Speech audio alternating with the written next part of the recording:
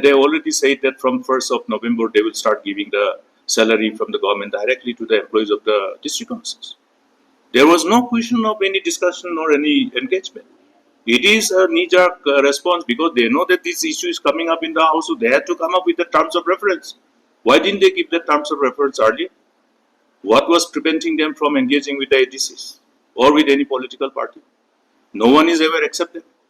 You can bring out that kind of paper and notification anytime, post-dated, pre-dated, or whatever, impromptu.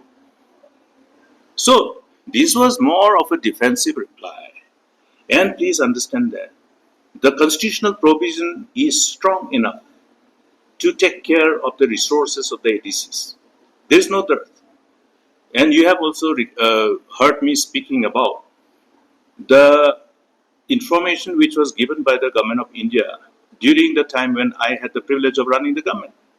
There was a letter from MHA asking the state government to postpone the elections, proposed elections to GSCTC. Reason? The government intended to proceed with the proposed amendment of the 6th schedule to give effect to the tax settlement agreement which was entered into by Government of India, state government and the then NBC.